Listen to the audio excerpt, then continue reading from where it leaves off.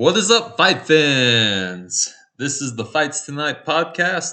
I am Luis Romero, and 3 states over with me is my co-host Travis Polhamus. How you doing, Travis? Pretty good, player. What's going on? Oh, just chilling out here in Oregon, enjoying this mini vacation. How you doing? Doing pretty good. I've been on a bit of a vacation myself.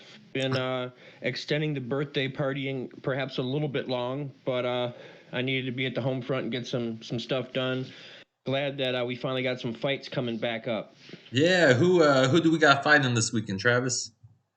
Well, it's definitely more of a boxing weekend, especially with them happening on multiple days. But we'll start off breaking down this UFC Fight Night card here on the It's, of course, headlined by Jairzinho Rozenstruik versus Alexander Volkov to see who can move up in the heavyweight ranks and perhaps get closer to a title shot. But we'll start off on the prelims. Do you have any thoughts on any of those fights, Lou? On the prelims, I do not. I didn't really see who is on this UFC fight night. I know the main card a little bit, but what about you, Travis? Fill me in. Who's fighting on the preliminaries? Well, the featured bout, the main event of the prelims, if you will, is Karolina Kowalkiewicz versus Felice Herrig. I know you're big on Herrig. Yeah, she's fighting. That's awesome. Yeah, I'm Yeah, yeah, I'm excited for that. Yeah, and then we've got some guys in the lower weight classes, which should make the fights a little bit more exciting.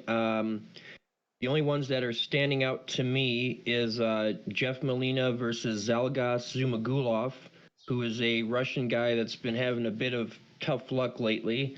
Jeff Molina for flyweight has actually been doing pretty good. He's only had a couple of fights in the UFC, but has been impressive in every outing. Kind of a funny story. He's been getting mistakenly thought of as being gay, and instead of getting angry about it, he's been pretty cool about it. Says he understands and has got some pride colors for his name being written on his shorts. So he's using it as an opportunity to support Pride Month and all Hey, that. good So for nice, him. yeah, nice to see somebody get kind of teased and messed with and turn it around. I actually think that he wins this fight against Zumagulov. We also have Renat Bagredinov, and I'm sure I pronounced that wrong, but he's a highly touted welterweight prospect, 18-1, and he's going up against Andreas Michailidis, who's also a tough welterweight. So that could be a good fight. Bantamweight, we got Johnny Munoz versus Tony Gravely. I see Johnny Munoz coming away with that one most likely. And then we've got a couple lightweight fights.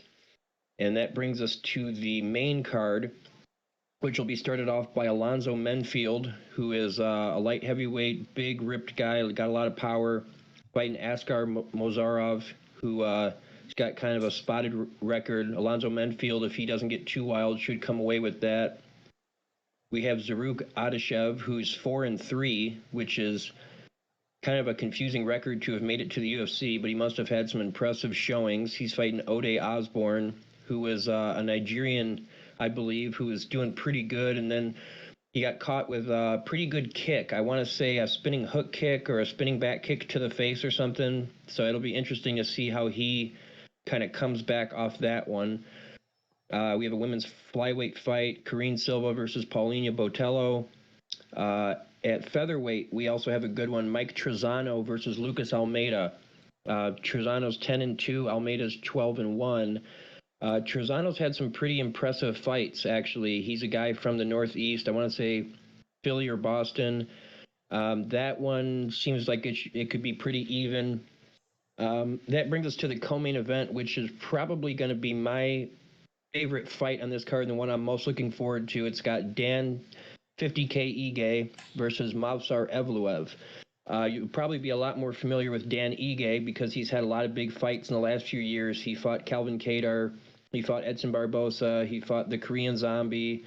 And aside from a quick knockout that he got a while back, he's been losing a lot of these fights, but he has been, fighting guys that are in the top 10, top 5, and has gotten some good experience. So even though they both have 15 wins, Movsar's undefeated, but Dan Ige's got 5 losses. You know, just about all those losses came against very impressive fighters. You know, Calvin Kattar and the Korean Zombie and whatnot. And funny story about Dan Ige is that he is actually very involved in the managing of fighters. I remember seeing him backstage with some of Khabib's teammates and some other guys where he was kind of involved in the business side of the UFC before he actually was involved as a fighter. So talk about a guy that knows the ins and outs of the fight game. Dan Ige is pretty well versed. Movsar Evloev, for anybody that doesn't know him, has only been in the UFC for a couple of years, but obviously in being undefeated, he's won every fight that he's had. He's got kind of what I would describe as like a Russian wrestler build, where he's got a huge torso and a big head, and has got kind of really short arms and legs.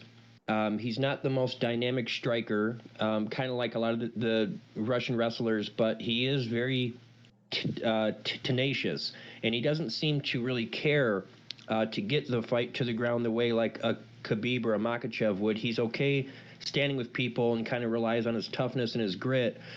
However, on the ground, his tenacity is really impressive. I mean, I've seen him in chokes where, you know, his head's turning purple and you would swear that he's going to go out, and he always finds a way out of it. Same thing where on the feet, where like I've seen him hurt really bad.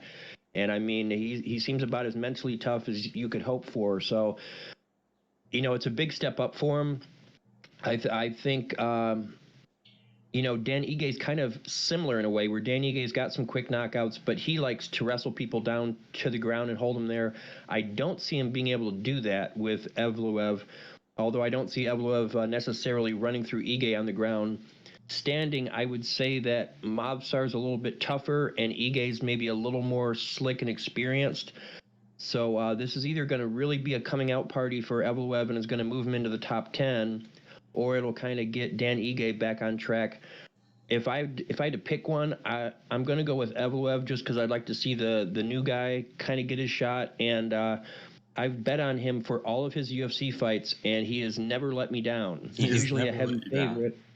He's going to be a lot less of a favorite in this one, but I think there's a good chance that he's able to get it done. That brings us to our main event, which is Alexander Volkov versus Jairzinho Rozenstruik. What are your thoughts on this main event, Lou? Well, Alex, he's been fighting in the UFC, or he's been fighting as a professional mixed martial artist for a long time now. He has a record of 34 wins and 10 losses compared to Jairzinho. I need help saying that name. Jairzinho. Jairzinho. Jairzinho, blah, blah. Yeah, Yeah, this but is a tough card. This is yeah, a tough card as far as names go. I'm just gonna call him Jair. It's easier on my tongue. But yeah, Jair, he only has 12 wins and 3 losses and 1 draw. But the difference between the two is Jair. He's been fighting a lot longer. He has a kickboxing record of 76 wins, 8 losses, and 1 draw. And out of those 76 wins, 64 of those were by knockout. So Jair, he has some mad power. So I don't know. Going with this fight, I'm gonna have to going by record base. I probably have to bet on him. But it's funny, both these guys, they fought against Sorrel Gain. It's kind of cool. That's what I compared them to. Is I went back and watched the previous fights against them. Yeah. It looks like Alex. He throws a lot more kicks compared to Jair, but with Jair being the kickboxer, and I'm sure he'll be able to counter that no problem. And not only that, but Jair, he seems like a counter fighter too. Unlike Alex, I feel like he's going to be the one kind of initiating the fight. Not initiating, but kind of setting the pace. But with this one, I'm going to have to guess, Jair gets it by knockout. What about you, Travis? How do you think this fight's going to play out? Any thoughts? Well, it's kind of a tricky one. Like you say, Jairzinho's got a really impressive kickboxing record, and even though he's lost some fights, I mean, most of them were to pretty good fighters. He's actually fought Gan and Ngannou. If you remember, and he was landing some good stuff on Ngannou, maybe 2 fights before Ngannou got to the belt. And then Ngannou just kind of bull rushed him up against the fence and caught him with a good punch and put him out. But Jairzinho was looking good before that. And like you said, he does have serious power, and he is a good counter striker. I've seen him drop guys with jabs as they were coming in. Yeah. For anybody that remembers, one of his first fights was against Andrei Arlovsky, where Arlovsky kind of rushed in, looking to throw like a three-punch combination, and Jairzinho just threw a really heavy check hook and kind of face planted Arlovsky. So he's definitely a dangerous guy to come in swinging against. I actually think, like you say, he's better as a counter fighter than he is coming forward because he's kind of short and stocky and powerful for the weight class, which is the opposite of Volkov. Volkov doesn't have a lot of knockouts. Like you say, he's been in MMA a little bit longer. Obviously, he doesn't have the kickboxing credentials of Rozenstruik. But Volkov, if I'm not mistaken, he was either the heavyweight champ or was really close to it in Bellator before he came over to the UFC. And he's fought just about everybody. From Overeem to Surreal. The fight he had that stuck out in my mind, and it's kind of what worries me about this fight for him, is that he was fighting Derek Lewis, who's kind of a similar fighter to Rozenstruik. Lewis obviously isn't as experienced kickboxer and isn't as good with the kicks, but is quite as powerful as Jairzinho. And Volkov like totally had the fight in the bag. He had won the first 2 rounds easy, keeping him at distance with some front kicks and some jabs. And then in the last minute or so, he just got overzealous, and Derek Lewis caught him with a big punch and put him out. And that's kind of how I see this going. I think it'll be pretty competitive, even though Volkov's got the MMA experience and the UFC experience and the length.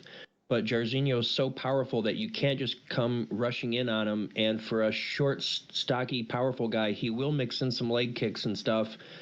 Jairzinho also had that really impressive win over Overeem, where he was losing the entire fight, and then at the very end of the fight, he kind of leaped in with a southpaw lead hook and split Overeem's lip all bad. I'm sure everybody remembers the pictures from that. So Jairzinho's definitely a guy you can never count out, and I've seen Volkov win the whole fight and lose in the last minute. So I think I'm going to lean towards Volkov only because I've seen him win main events before that go the distance, but I'm not too confident in it, only because he's been caught before. Rozenstruik has proven he's got power until the end of the fight, even at the end of the 5th round. And for him, it only takes one. You know, where Volkov has kind of got to be perfect the entire time.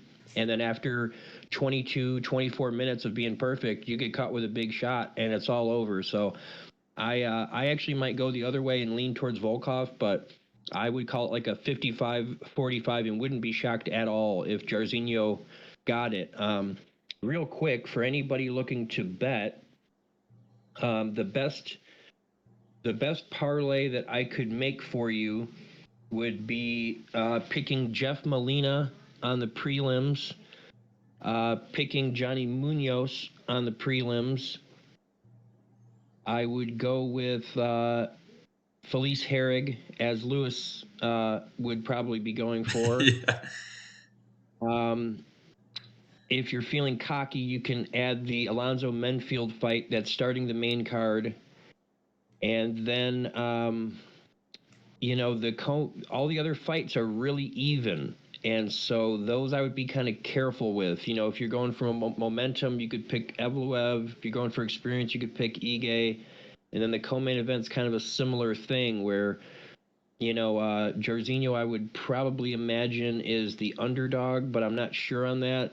He's certainly got a good chance for it. And Volkov, you know, could be a safe bet, but you're definitely going to be crossing your fingers the whole 25 minutes. So if you have those couple on there, it should help people make a little bit of money. And that will switch us over to the boxing. What do we have there, Lou? On boxing, we have David Nikia versus Kareem Maatalia. I think I said that right. And that's a cruiserweight. That's a swing bout. We also have Hemi Ahio versus Christian Nidzi. That's a heavyweight. We got Junior Fa versus Lucas Brown. That's also a heavyweight. We got Jason Maloney versus Aston Palicite. That's at bantamweight. I'm butchering these names. I'm sorry, Travis. And we got. What? I said I'm butchering these names. I'm sorry, Travis. And No for problem. our main event, we have George Kambosos versus Devin Haney, and that's for Okay. the WBO, WBA, IBF, and Ring Magazine lightweight belts. Okay. Why don't you give us your picks on the fights before the main card, and then we'll go a little more in depth on the Haney fight. All right. So with the David Niika versus Kareem Matalia, I chose David. I chose David on this one just because he's fought in the 2020 Tokyo Olympics and he was a bronze medalist. And I couldn't really find much on the Kareem Matalia guy. And they have a similar record. He's 2 wins, 0 losses, 0 draws. And Kareem, he's 2 wins, 1 loss, 0 draws. So I'm just gonna, just going by him fighting in the Olympics. That's what I'm basing this one off of. But that's what I'm going to choose for this. Do you? Okay. What about you? Do you know anything about these fighters, or do you have any I, I picks? have I have to admit that I don't, but I will say an Olympic pedigree goes a long way, especially like you say, if they're both kind of at a similar point where they both had like 5 fights or less. The guy that's gone to the higher point in the amateurs will usually take it. Right. And it's his 2 wins, David's 2 wins, I do know were by knockout. So that's kind of helped swinging me that way. But anyways, on the next fight with the Hemia Ahio and Christian Z, Yeah. I'm this one seemed like a mismatch to me just looking by the records. I didn't even bother looking into the fighters that much, but Hemi he has 18 wins and 0 losses. And then Christian, he has only 5 wins, 4 losses, and 2 draws. So I'm not sure who Okay. did the matchmaking there, but I feel like that might be a little bit of a mismatch. Yeah, sounds like a showcase fight. I think so. And then who do we got? We got Junior Fa versus Lucas Brown. On this one, I chose Junior Fa, kind of kind of because I like his style, but I'm gonna toss out some fun facts for the fans out there. Lucas Brown, he he was actually a professional mixed martial artist before he got into boxing. He had the record of 6 wins and 2 losses, and his last loss was actually against Daniel Cormier, which I thought was No kind of kidding. cool. He lost to him. Yeah. He lost to him by TKO. Man, it goes to show you guys that Lewis is catching up on me on the research because I had no clue about that. I'm trying, Travis. I'm trying. You're a wizard at this. I pick up little things here and there, but I thought that was kind of cool. But Junior, he's good with his jab, and he looks light on his feet for his weight. And then in his last fight against Joseph Parker, he didn't really land any power shots, and he didn't really throw that rear hands. So that kind of like makes me a little bit iffy. But Lucas Brown too, like I want to go watch some of his previous fights, and he just kind of seemed planted. He just kind of walked down the guy, and that's kind of what he was relying on was his power hand, his backhand. He didn't really throw a jab, he didn't flick a jab.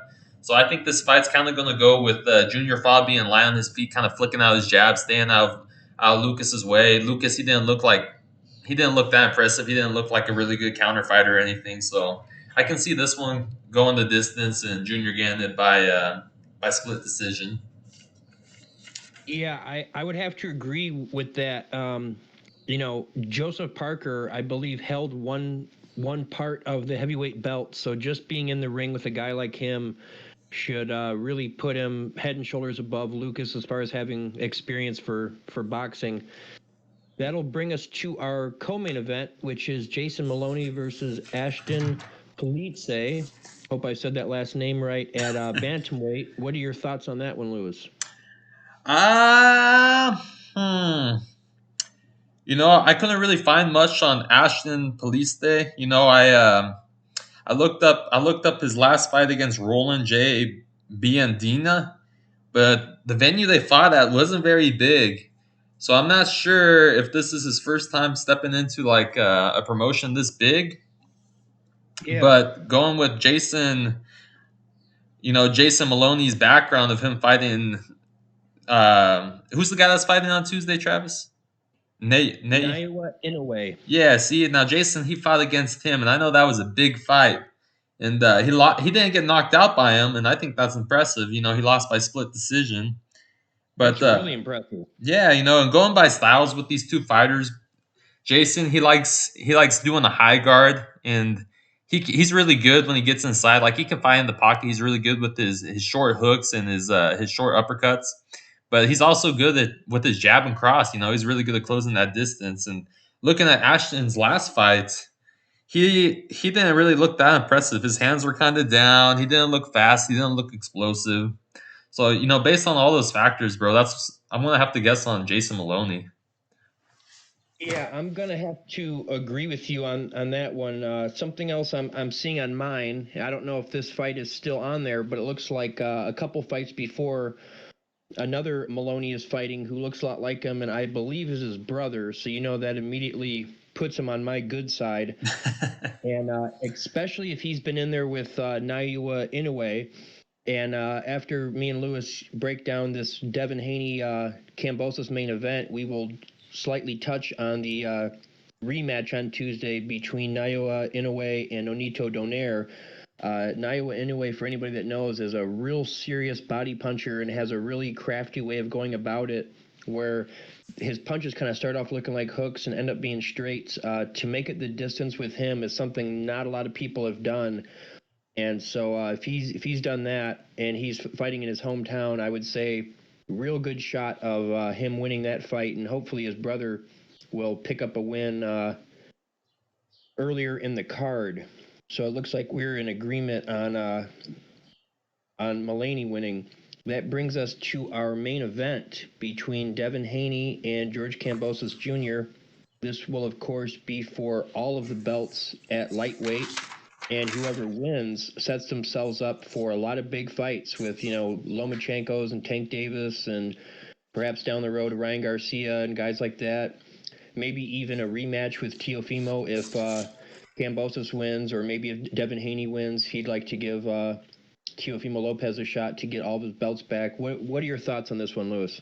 I have a lot of thoughts about it, but I thought before we get into that, I kind of want to talk about the press conference. What did George mean when he kept calling Devin a rap bro? Well, when Kambosos was fighting Teofimo Lopez, he was fighting for all the belts, and Teofimo Lopez, he kind of got in a weird situation where he fought Lomachenko, he won the belts. Lomachenko needed a surgery, and Lomachenko apparently was so confident that he didn't have a rematch clause. For example, Kambosos has a rematch clause, and it's for Australia. So if Devin Haney is to win this fight, he has to do an immediate rematch with Kambosos and do that in Australia as well.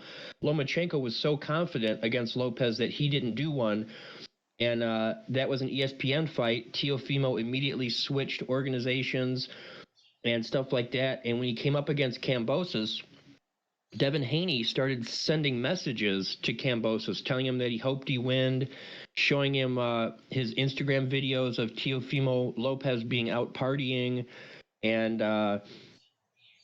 George Kambosos kind of took that like, this guy's in the same country as you, and if you know that you're going to be going up against the winner, you should want the bigger fighter to win, not only so you have a bigger challenge, but so you get a bigger payday and stuff. And it seemed like Devin Haney wanted Kambosos to win, who was the 11-1 underdog. And Kambosos looks at that like you shouldn't be helping a foreigner against your fellow American. I think that's kind of silly.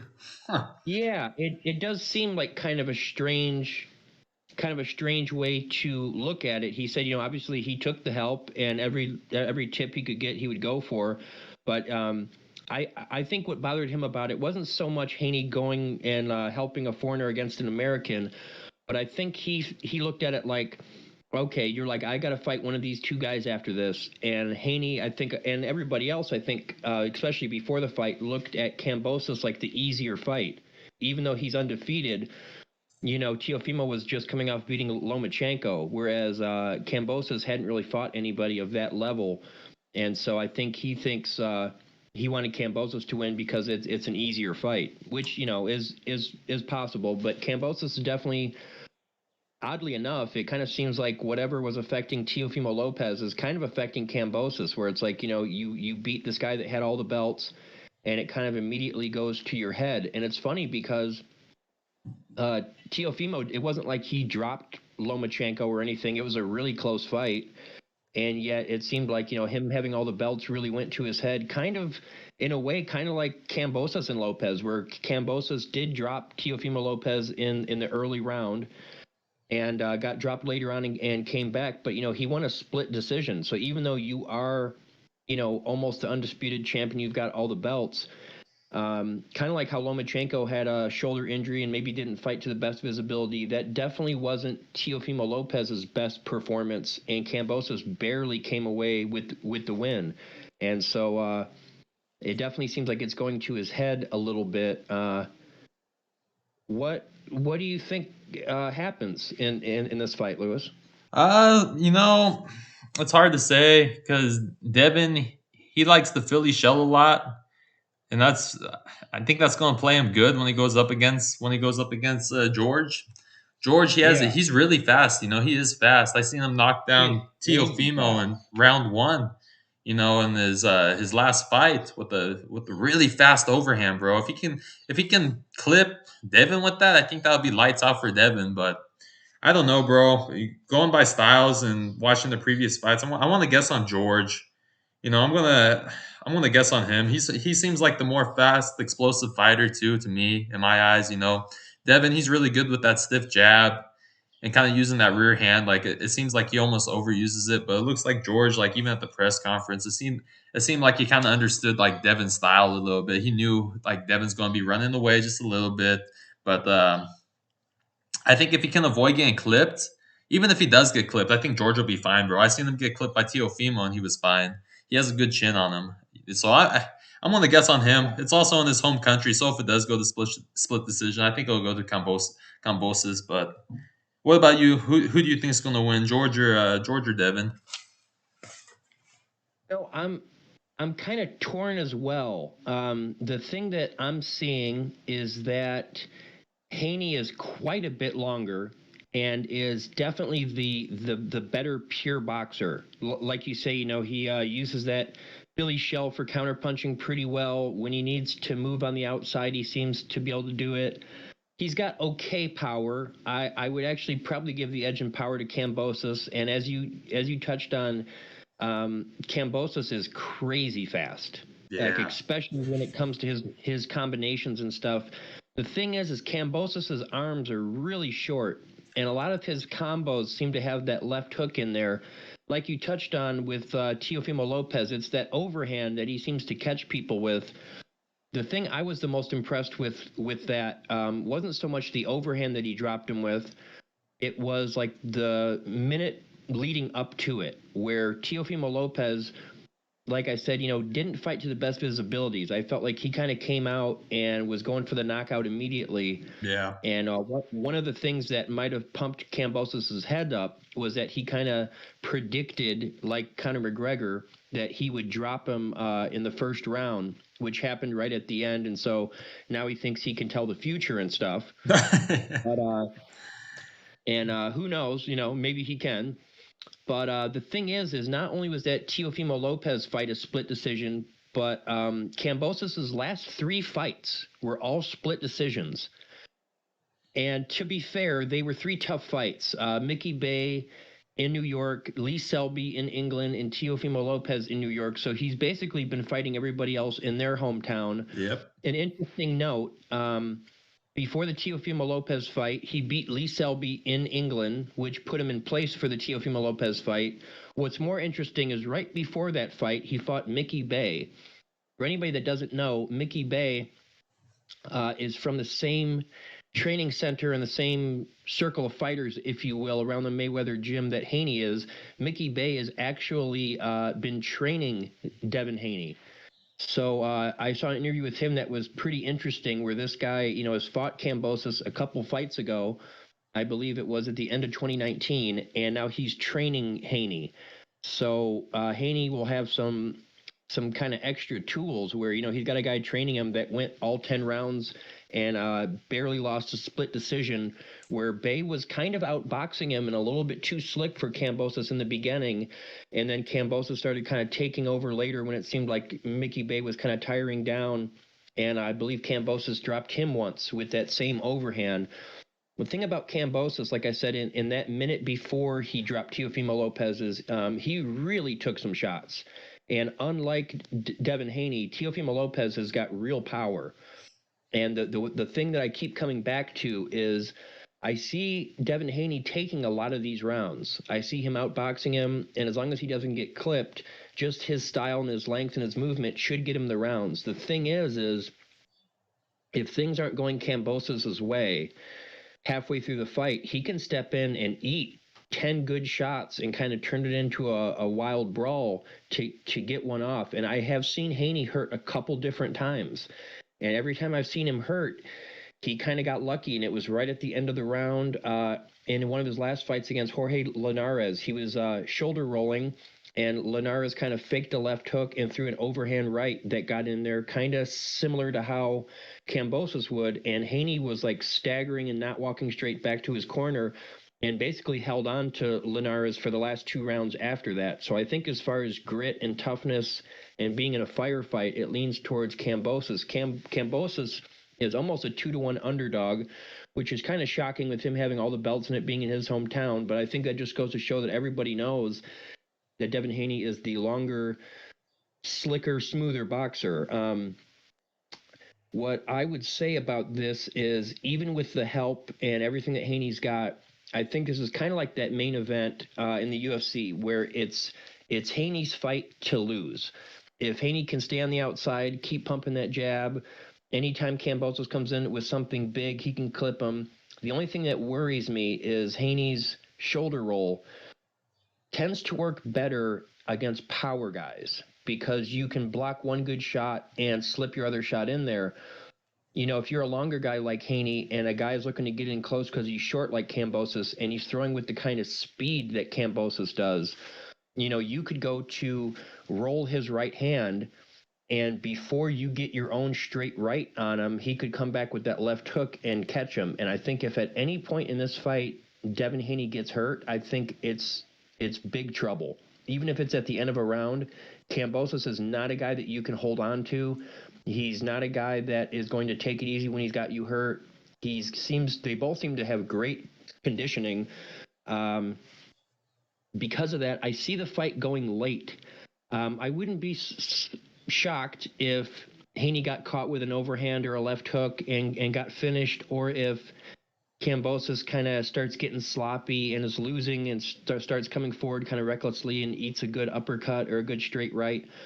But I see this going to the scorecards, which makes it being in Australia kind of interesting. Anybody that remembers, the last big famous title fight to happen in Australia was Manny Pacquiao versus Jeff Horn, which was a close fight, although most people felt like Pacquiao easily won, probably 8-4, and the judges gave it to Jeff Horn. Afterwards, Jeff Horn lost that belt to Terrence Crawford, who still has it. They have made it a point that all of the judges be from neutral countries, so none of the judges are American or Australian.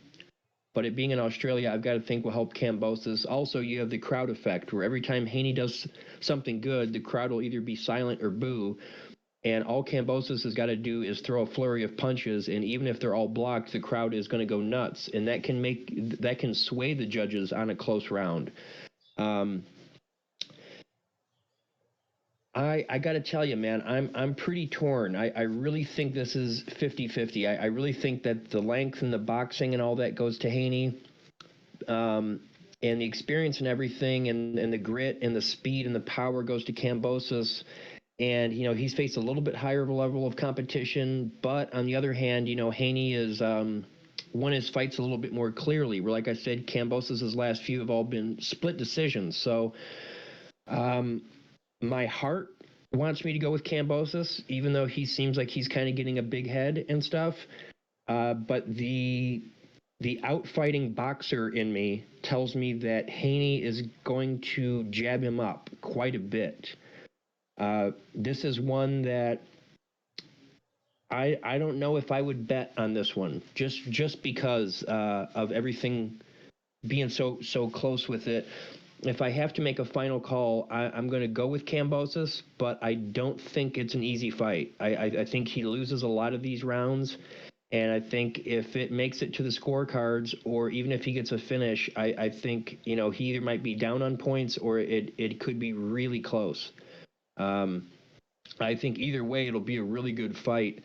The tough thing for any of our viewers out there that know that me and Lewis lately have been trying to do live commentary on the fights is, unlike most fight cards, with this happening either during or right after the UFC fights, this one will be on Sunday because of it being in Australia. So you'll have to look up the time and transfer it over to whatever part of the U.S. that you're in, and I expect it to be a little bit earlier in the day on Sunday, which is actually okay because we have a different boxing card that is happening on the same night as the UFC card on Saturday. So if you're looking for boxing, we've got a lot of good stuff that's going to be coming up here real quick before me and Lewis end our broadcast for you guys. Tomorrow night we have Steph Coolboy Fulton versus Roman. Roman's a little more experienced at 29-3, but Fulton is undefeated at 20-0. This will be for the Super Bantamweight Championship of the World, the WBC and the WBO. Steph Fulton looked really impressive in his last fight, where he had to go up against kind of another tough Mexican brawler. For anybody that knows, one of my favorite boxers is Jaron Boots Ennis. Steph Coolboy Fulton is a training partner of his, and he's got that really cool, slick Philly style, and I see him coming away with this fight. But again, I think people are figuring out that when you have a really slick, kind of shoulder rolling switch stances fighter like Fulton or Boots, pressing them and getting in on them is the best way to go about it. And Roman has definitely got the skills to be able to get that done. On the undercard, we have Morrell and Henderson for super middleweight. That fight could definitely put somebody in place for whether Canelo comes back down to 168, which I believe is his plan, or if perhaps a Charlo or a David Benavidez fight. And then, as Lewis touched on earlier, our co-main event on the Australian card, Maloney had one of his fights against Inoue Inoue. Inoue Inoue right now, especially with Canelo's recent loss, is very high up in the pound-for-pound rankings. I believe he was already a champion at super flyweight. Right now he has the WBC, the WBA, and the IBF championship at bantamweight. For anybody that remembers, he's fighting Nonito Donaire, and last year they had a bantamweight world tournament that had all of the champions in it. It's a very rare thing in boxing, but they end up being very good whenever they happen. And the main event, the finals, if you will, of that tournament was these same two guys. It was Inoue versus Nonito Donaire. Nonito Donaire is very much a Pacquiao-type fighter, although he's right-handed. They call him the Filipino Flash. And he's older, kind of doing a Bernard Hopkins-like resurgence, where he had a lot of belts and was high up in the pound-for-pound rankings almost 10 years ago. Lost a couple fights and worked his way all the way back up to win some of the bantamweight belts and get his fight with Inoue Inoue. He's the first guy and probably the only guy we've ever seen hurt the monster Inoue. He's known for his left hook to the head and to the body, and actually broke Inoue Inoue's orbital bone. And if it wouldn't have been for Inoue showing a lot of heart and coming back and dropping Donaire late with a left hook to the body, Inoue very well could have suffered his first loss. So I think this fight will be really good. Both guys know each other. They had one of the fights of the year a year or two ago. The only thing that I keep coming back to is that Donaire is getting older and was probably already a bit past his prime in the first fight. And Inoue is really coming into his own. For anybody that is familiar with him, they call him the monster, and he has a lot of good finishes, and they're usually by body shot. And as I was saying earlier, he's got a really interesting way of doing it, where he's a real short arm fighter. He gets inside and he makes these punches look like hooks, but they land as if they're like a straight.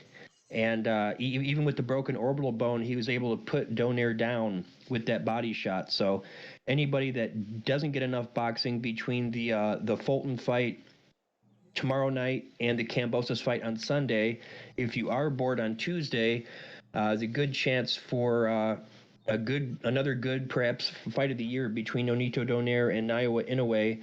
And that, of course, will be at the Saitama Super Arena in Japan, where they used to hold all the big pride fights with Fedor and Crow Cop and Shogun and all those guys. And it's for 3 of the belts at bantamweight. So plenty of boxing coming up over the next 4 or 5 days. Do you have any thoughts or any picks on that Inoue Donaire fight? I do not. I'm gonna have to do some more research to confirm my picks, but I'll probably lean towards yours. I usually do. Hey, nothing wrong with that, brother. Let me ask you this, Lewis, for any of our viewers listening, as anybody knows, Lewis is out on vacation in Oregon, enjoying his last little bit of leisure time before he gets back to the grind for an MMA fight of his own coming up in July. Do you think we'll be skipping our live fight broadcast tomorrow, or are you looking to still do it for the UFC card and the Fulton boxing match, or what are you thinking for this week? I You're the one on think vacation, brother. my brother he graduates tomorrow, but I think we'll be able to do the live stream tomorrow.